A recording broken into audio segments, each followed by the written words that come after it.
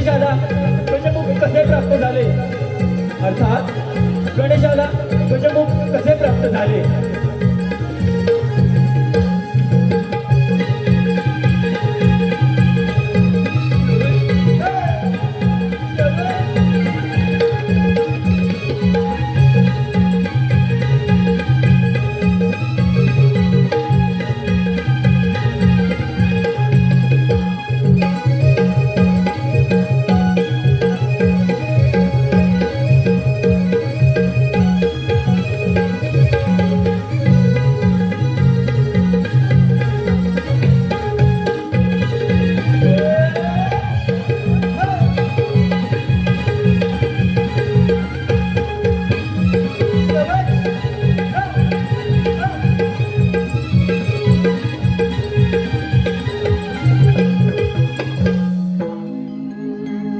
Hello hello, धन्यवाद रसिको, धन्यवाद.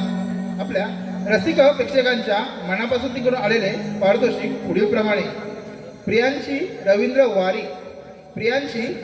वारी, दुर्वेश रवींद्र वारी यांकडून संपूर्ण कार्यक्रमासाठी 201 रुपये आले आहेत. तसेच प्रकाश वारे शेडेकर वाडी यांकडून खास खेळांसाठी 50 रुपयाचं पारितोषिक आलं आहे. तसेच आता झालेल्या नमन गीतासाठी के भाई यांकडून 101 रुपयाचं पारितोषिक आलं आहे. आम्ही बक्षिसाचे त्यांचे आभारी आहोत. धन्यवाद धन्यवाद धन्यवाद.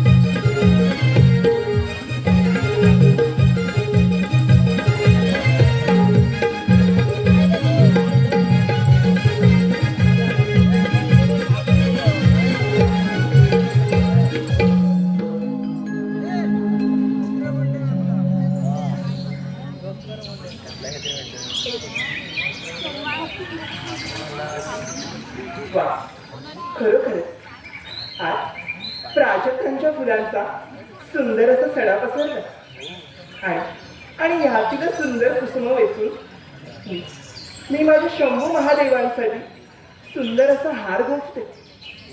आणि तसंही आज मला माझ्या प्राणनाथांच्या नित्यपूजेसाठी जाण्यास जरा विलंबच झाला. आता आणखी उशीर नको.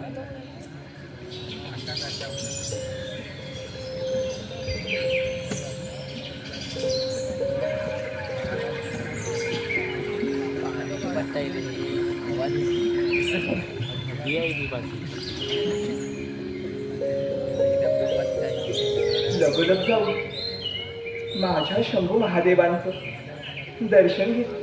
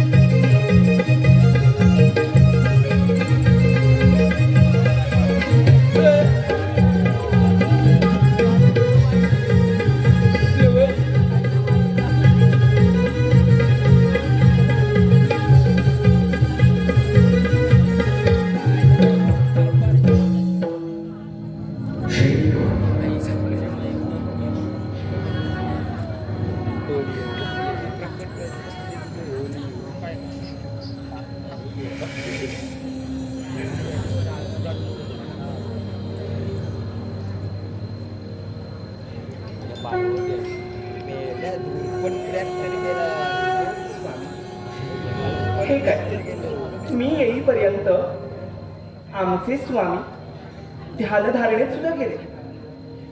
आज मला नित्यपूजेसाठी येण्यास थोडा थोडा विलंबच झाला. परंतु परंतु स्वामींनी माझी प्रतीक्षा देखील केली नाही. आणि आमचे प्राणनाथ दिवस रात्र मग्न होऊन कोणाचे चिंतन करीत असतात हा प्रश्न नेहमी माझ्यावरी पडतो. परंतु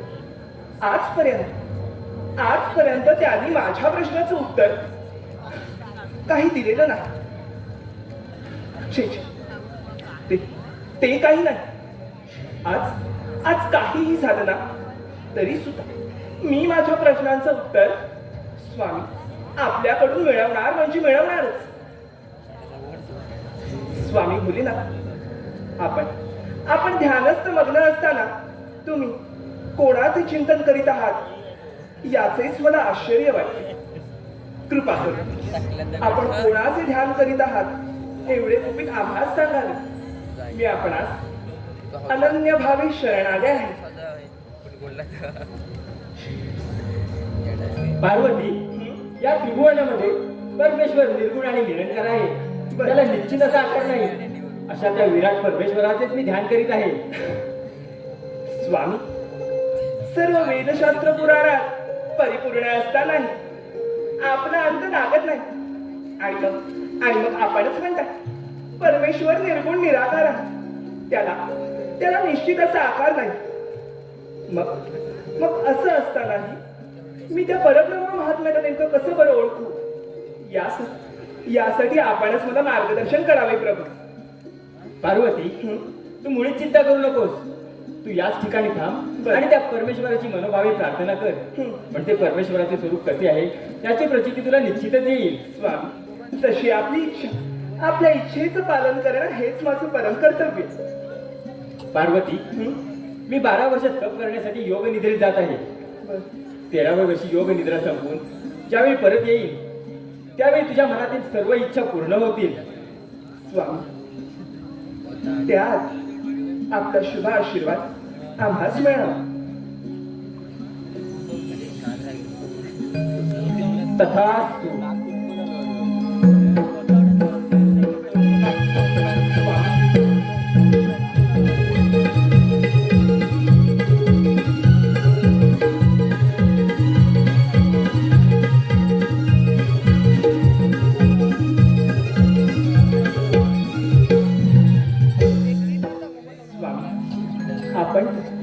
आपण तर 12 वर्ष ध्यान करण्यासाठी योग निद्रेत गेला.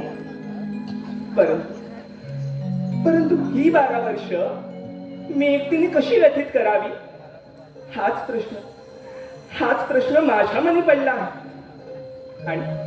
आणि दरवेळीप्रमाणे आपण माझ्या प्रश्नाचं उत्तर काही दिलं नाहीतच. माझ्या मनीची घालमेल समजेल असं आपल्या व्यतिरिक्त आणि कोणीही नाही. काय करावे काही सुचत नाही स्वामी, काही सुचत नाही.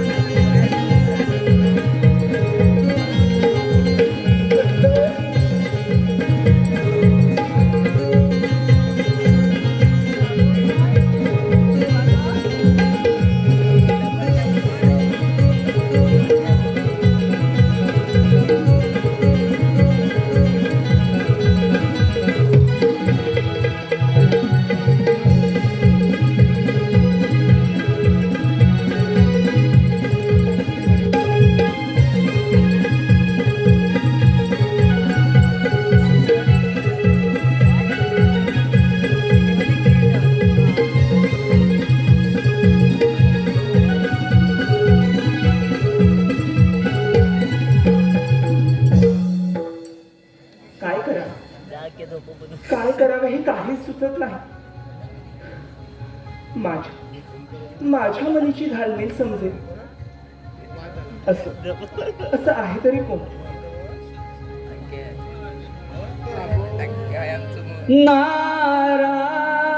नारायण नारायण प्रभु रामाने दर्शन द्यावे, प्रभु रामाने दर्शन द्यावे. गातो मुखी हरिनाम हरिनाम, गातो मुखी हरिनाम. अंतरी माझ्या रात्रंदिन तो वास करील श्रीराम. अंतरी माझ्या रात्रंदिन तो वास करील श्रीराम.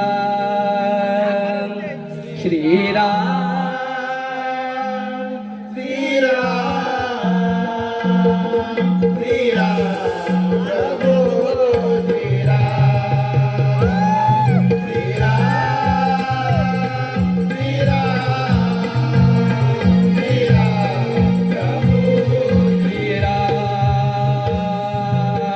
प्रभु रामाने दर्शन द्यावे, प्रभु रामाने दर्शन द्यावे.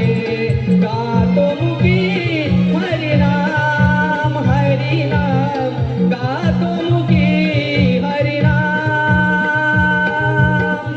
अंतरी माझ्या रात्र दिन तो वास करील श्रीराम. अंतरी माझ्या रात्र दिन तो वास करील श्रीराम. श्रीराम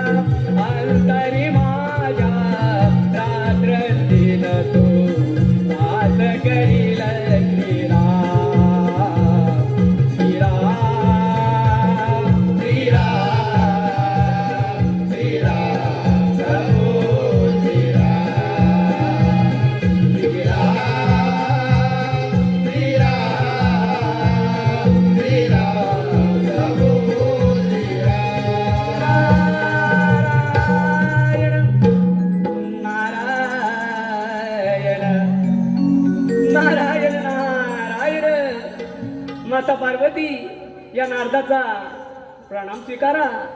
शुभम भवतु. नारायण. या मुनिवर्य या. आपले या पार्वती महालात सहर्ष स्वागत आहे. मुनिवर्य असं अचानक येण्याचं कारण नाही म्हणजे या संपूर्ण त्रिभुवनामध्ये भ्रमण करत असताना आपल्याला या पार्वती मातेची आठवण होणे म्हणजे या मागे देखील नक्कीच आपण इथवर सृष्टीच्या हिताचे किंवा कल्याणाचे संकेत घेऊन आले असणार.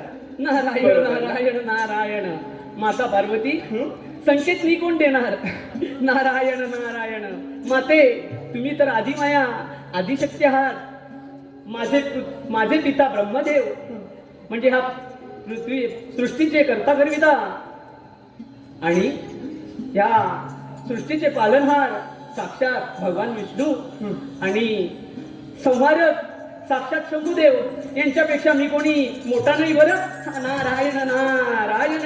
मुनिवर्य, आपण अगदी योग्य तेच कथन केलं. परंतु आपलं येथे येण्यामागचं प्रयोजन समजलं तर फार बरं होईल. नारायण नारायण माते, मी सहज इकडून चाललो होतो. म्हटलं तुम्ही कोणत्या ना कोणत्या तरी चिंतेत आहात. म्हटलं काय मदत होते का बाबा? मुनिवर्य, आपण अगदी योग्य तेच ओळखलं. स्वामी म्हणत होते, परमेश्वर निर्गुण निराकार आहे, त्याला निश्चित असा आकार नाही. मग असं असतानाही मी त्या परब्रह्म महात्म्याला नेमकं कसं बरं ओळखू याच चिंतेत मी होते.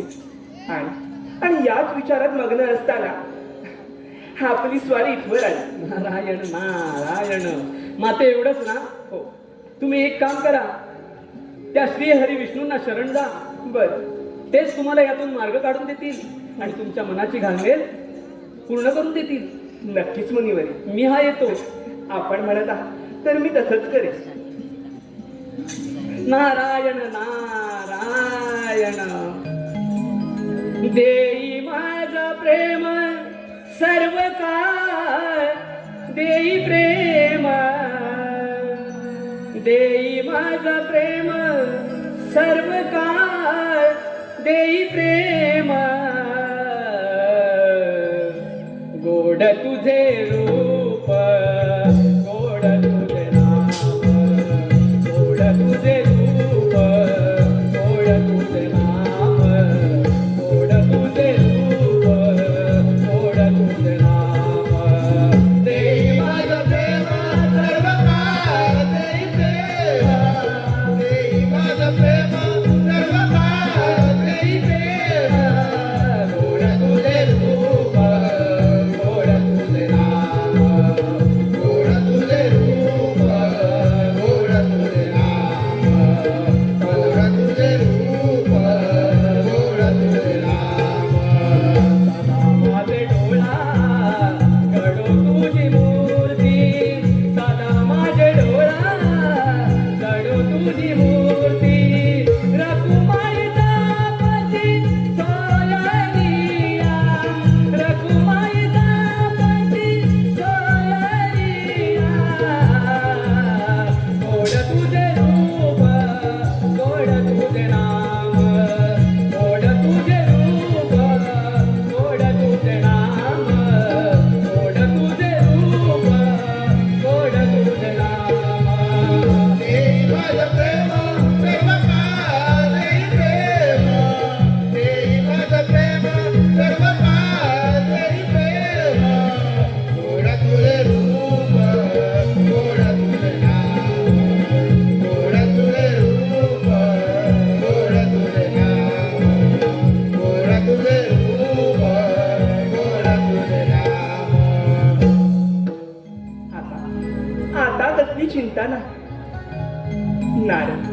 नारद मुनींनी सांगितल्याप्रमाणे मी लगोलगच भगवान श्रीहरी विष्णूंच्या आराधनेस सुरुवात करते, जेणेकरून मला माझ्या प्रश्नाचं उत्तर सुद्धा मिळेल आणि माझ्या मनीची घालमेल सुद्धा शांत होईल.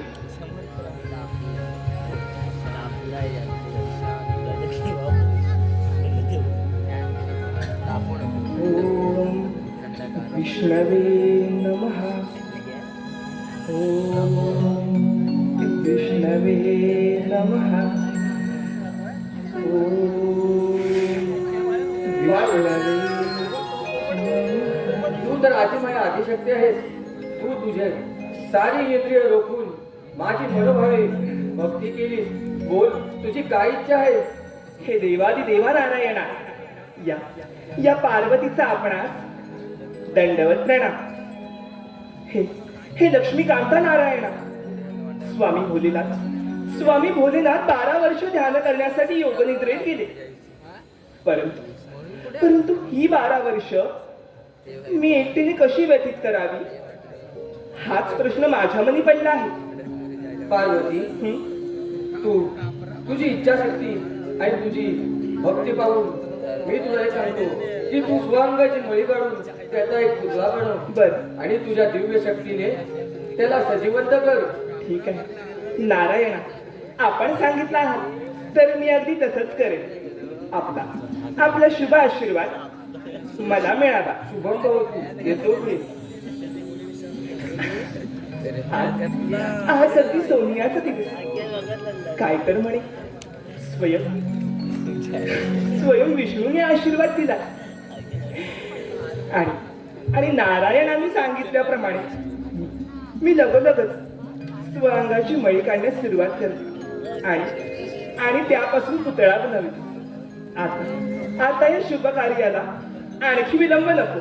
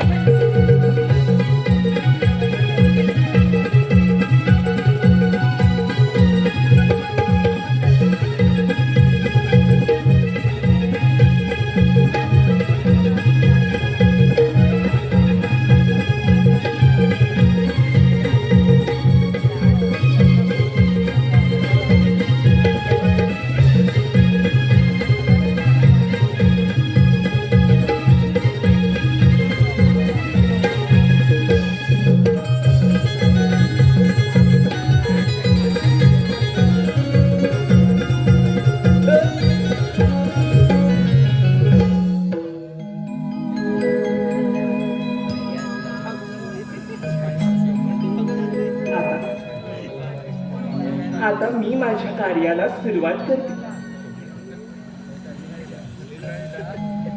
पार्वती माता बसली अंघोळीला हो, पार्वती माता बसली अंघोळीला हो, पार्वती माता बसली अंघोळीला हो, पार्वती माता बसली अंघोळीला हो, पार्वती माता बसली अंघोळीला हो, पार्वती माता बसली अंघोळीला हो, पार्वती माता बसली अंघोळीला हो, पार्वती माता बसली अंघोळीला हो. तिने अंगाचा मळ जो काढिला हो, तिने अंगाचा मळ जो काढिला हो, पार्वती माता बसली अंघोळीला हो, पार्वती माता बसली अंघोळीला हो. त्या मळाचा पुतळा जो बनविला हो, त्या मळाचा पुतळा जो बनविला हो, पार्वती माता बसली अंघोळीला हो, पार्वती माता बसली अंघोळीला हो. त्या पुतळ्याला अमृत जो शिंपिला हो, त्या पुतळ्याला अमृत जो शिंपिला हो, पार्वती माता बसली अंघोळीला हो, पार्वती माता बसली अंघोळीला हो.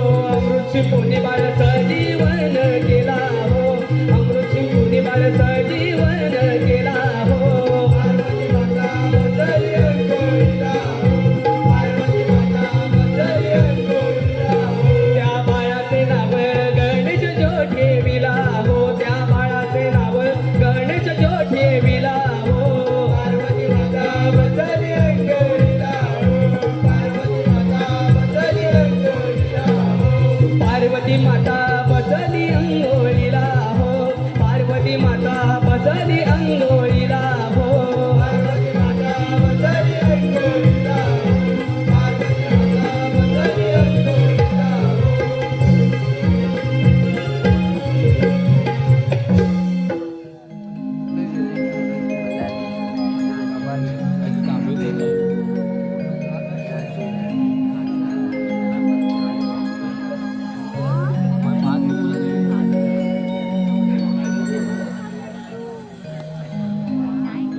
स्वयं श्रीहरी विष्णूंनी सांगितल्याप्रमाणे मी स्वअंगाची मळी काढली. त्यापासून पुतळा बनविला. माझ्या दिव्य शक्तीने मी त्या बाळाला सजीवंत केले आणि अशा या बालकाचं नाव मी गौरीपुत्र गणेश असं ठेवलं. परंतु बघता बघता क्षण कसे अगदी वाऱ्यासारखे वाहत गेले आणि म्हणतात सुखाचे क्षण हे लवकरच सरळ होतं. त्याचप्रमाणे माझा गणेश तो देखील आता मोठा झाला. परंतु आज तो खेळण्यामध्ये एवढा गुंग आहे की त्याला आपल्या मातीचाच विसर पडला. ए बाळा गणेशा, आहेस तरी कुठे? गणेशा, माते मी आलो आहे. माते, तुझी जन्मजन्मांतरीची इच्छा आज पूर्ण झाली आहे. अगदी खरं म्हणाला तू बाळा. माझी जन्मजन्मांतरीची इच्छा आज पूर्ण झाली. परंतु गणेशा, आज मी तुझ्यावर एक कामगिरी सोपवणार आहे. माते, ही बघ कोणती? बाळ, मी एक महत्वाचं कार्य अपूर्ण ठेवून आज इथवर आले आहे आणि त्याच कार्याच्या पूर्ततेसाठी मी आता स्नानगृहात स्नान करावयास जात आहे. त्यामुळे माझी अशी इच्छा आहे की तू या महालाची आणि बाहेरील महाद्वाराची योग्य प्रकारे राखण कर, जेणेकरून माझ्यापर्यंत कोणीही पोचणार नाही. आणि तू या महालाच्या आतील मनुष्य किंवा प्राणी बाहेर जाऊ देऊ नकोस. त्याचप्रमाणे बाहेरील कोणीही आत येणार नाही याची तू योग्य प्रकारे काळजी घे, जेणेकरून माझं कार्य सुरळीत पार पडेल आणि माझ्या कार्यात कोणत्याही प्रकारचं विघ्न येणार नाही. ठीक आहे माते, मी तुझ्या आज्ञेचे पालन करेन. ठीक आहे, येते.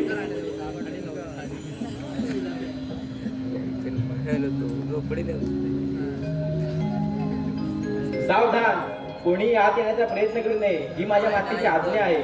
सावधान सावधान सावधान.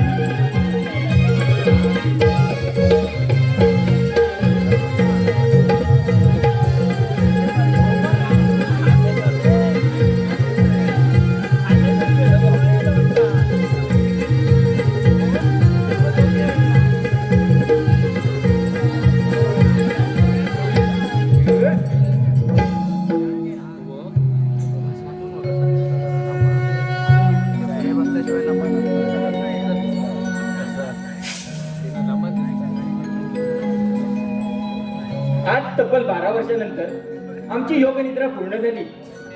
परंतु या कैलास पर्वतावर देवी पार्वती कुठे दिसत नाही. आपण प्रत्यक्ष पार्वती महालात जाऊन तिची भेट घेऊया.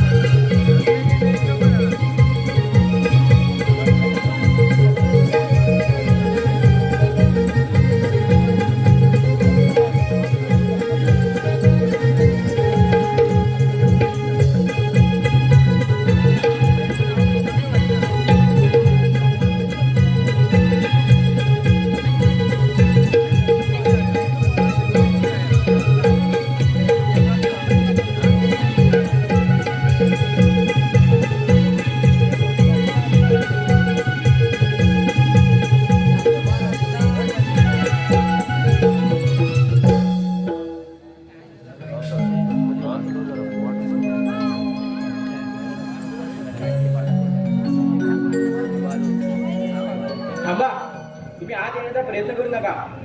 बालका, कोण आहेस तू आणि मला आत जाण्यासाठी का बरं रडवत आहेस? मी पार्वती पुत्र गणेश. बालका, तुला माझ्या शक्तीचा परिचय नाही, तू मला असं अडवू शकत नाहीस. मी कैलासपती महादेव आहे. या संपूर्ण कैलास पर्वतावर मी कोठेही आणि कधी भ्रमंत करू शकतो. तू माझ्या मार्गातून बाजूला हो. तुमचा हा हट्ट सोडा आणि आल्या पावली परत जा. बालका, तुला माझ्या शक्तीचा परिचय नाही, मी कैलासपती महादेव आहे. तेव्हा हट्ट सोड आणि माझ्या मार्गातून बाजूला हो, नाहीतर ना ते त्रिशूळाची कशी रक्षा करेन. मी किती विनंती केली तर मी तुम्हाला आत येऊ देणार नाही. तू असा मागे हटणार नाहीस. पाहूया तुझा पराक्रम. स्वीकार युद्धाचे आव्हान. ठीक आहे.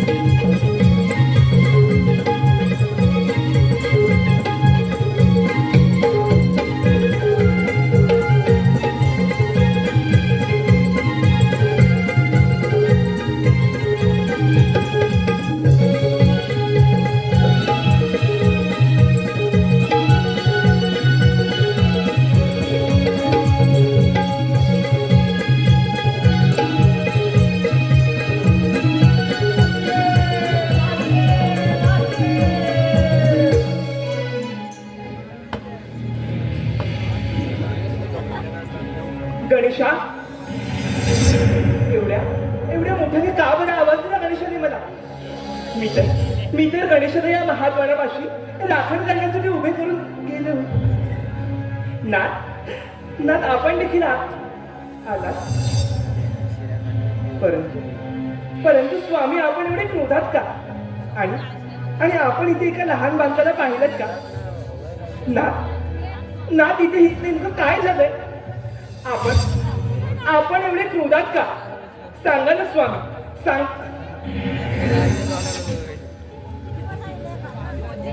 स्वामी,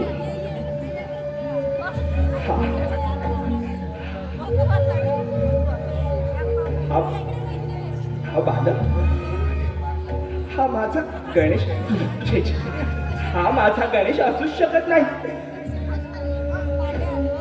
गणेशा,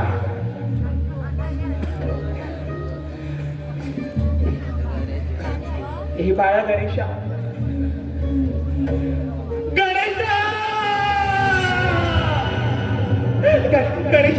गणेशा उठ ना, हे बाळा गणेशा उठ ना.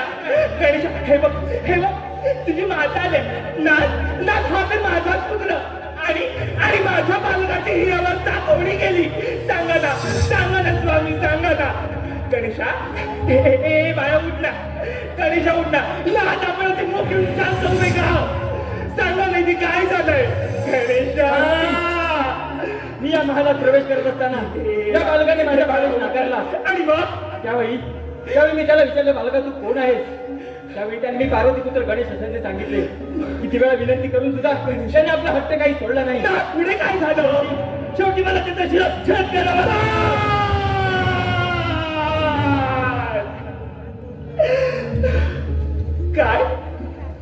काय म्हणालात आपण?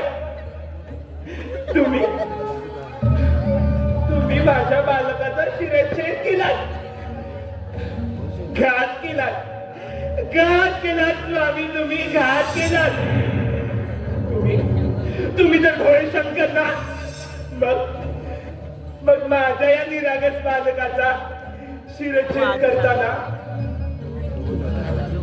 तुम्हाला जरा सुद्धा दया आली नाही स्वामी? सांगा ना, घात केला स्वामी, घात केला.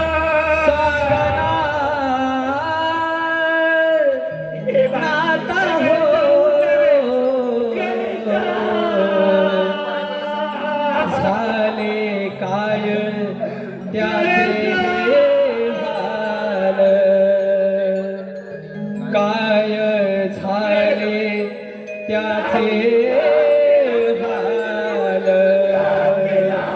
रोजी रे हे माझे बाळ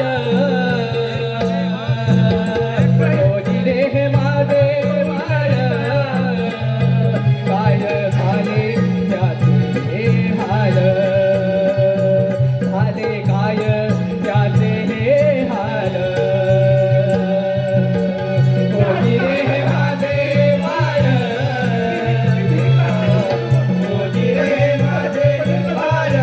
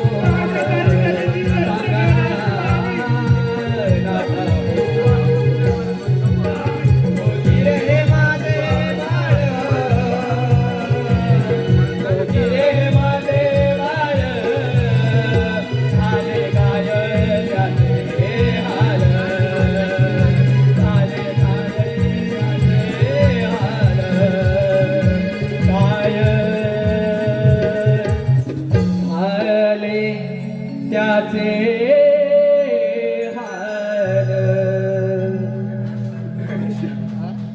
उठलं हे बाळ गणेश उठलं. पार्वती शांत हो क्रोध आवर. ज्यावेळी मी या महालात प्रवेश केला त्यावेळी बालकाला विचारले बाळा तू कोण आहेस तुझं नाव काय. त्यावेळी याने मी पार्वतीपुत्र गणेश आहे असे सांगितले. मग मग काय चुकीचं म्हणाला तो स्वामी. तो तर माझा म्हणण्यापेक्षा तो तर आपला पुत्र स्वामी. मी ना मी स्वांगाची मळी काढली त्यापासून पुतळा बनविला. स्वयं नारायणाने त्याला सजीवंत केला. नारायण नारायण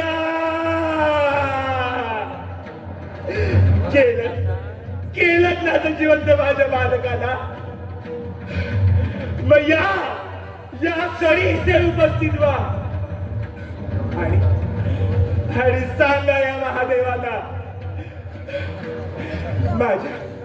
माझ्या निरागस बालकाचा स्वामी तुम्ही वध केला घात केला.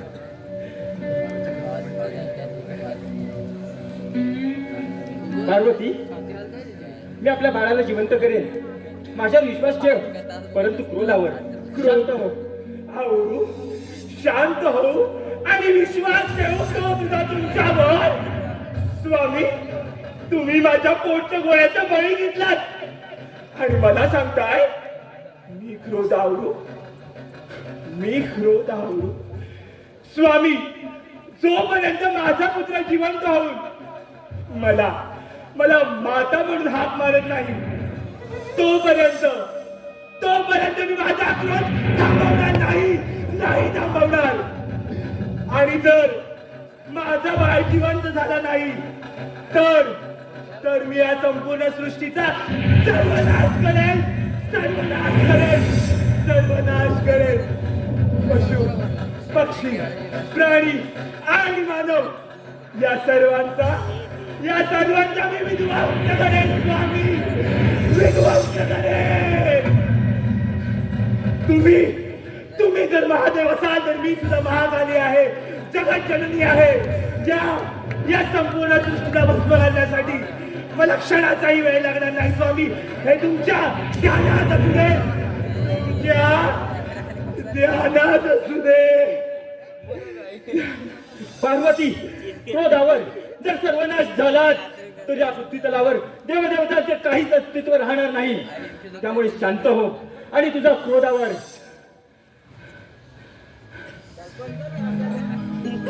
मी पुत्र गणेशाला जिवंत करण्यासाठी जात आहे. नाथ,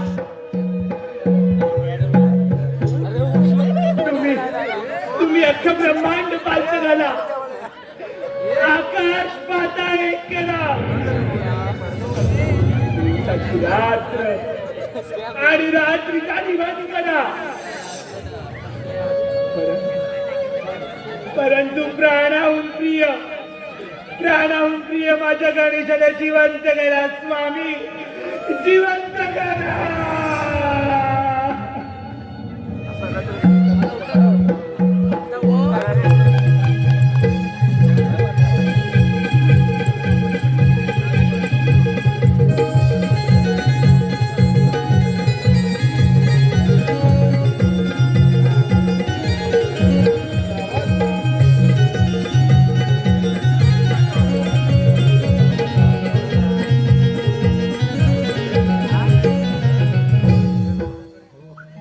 नारायणा, आपण त्वरित कैलास पर्वतावरती प्रकट व्हावे.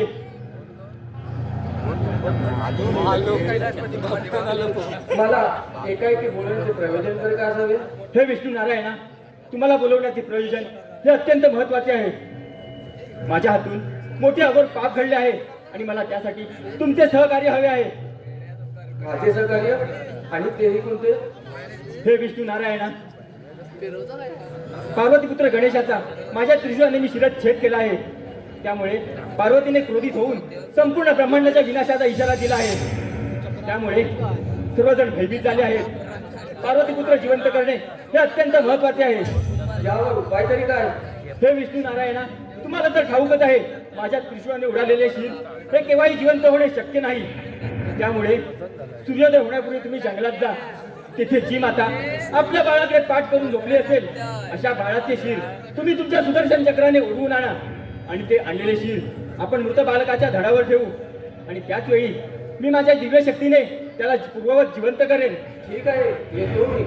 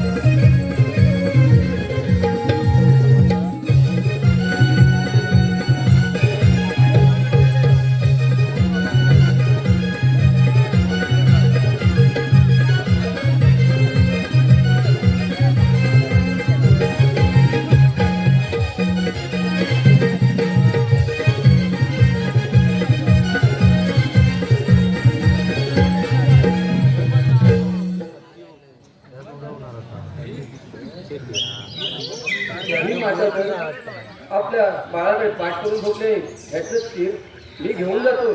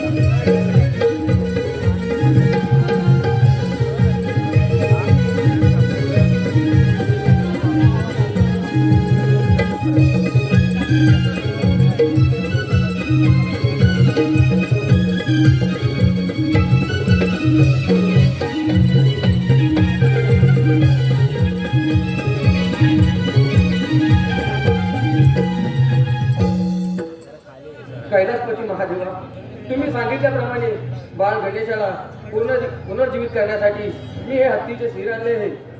हे विष्णू नारायणा, आपण आणलेले हे गजमुख त्या मृत बालकाच्या धडावर ठेवा. मी माझ्या दिव्य शक्तीने त्याला पूर्ववत जिवंत करतो. ठीक आहे.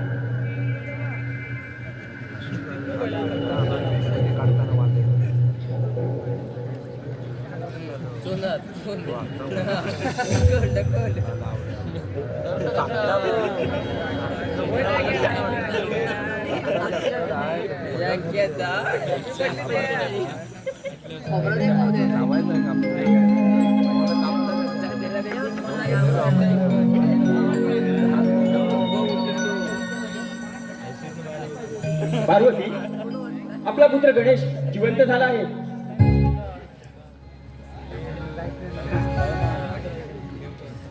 काय म्हणला स्वामी? आपला पुत्र जिवंत झाला. पाहुणेच मला. नाथ, हे कोणत्या प्राण्याचं मुख माझ्या बालकाच्या धड्यावरती आपण लावले आहात? हा असा तर माझा बाळ नव्हता.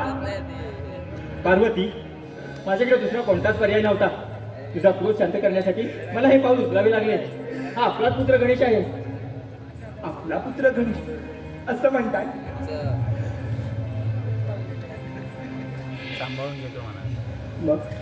मग बाळा, मला एकदा माता म्हणून हाक मार. माते,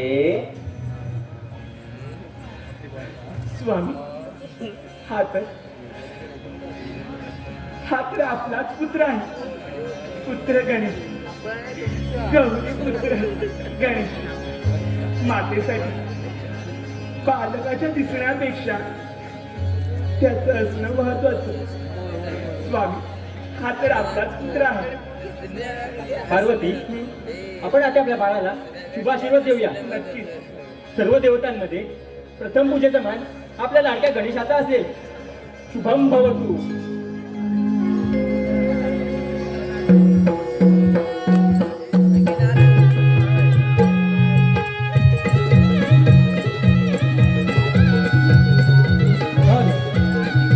अशा तऱ्हेने अशा रीतीने गणेशाला गजमुख प्राप्त झाले आणि तोच गजमुखी अवतार आणि तेच गजमुखी रूप आपण दरवर्षी भाद्रपद चतुर्थीला घरी आणून तिथे यथाचित पूजन करतो.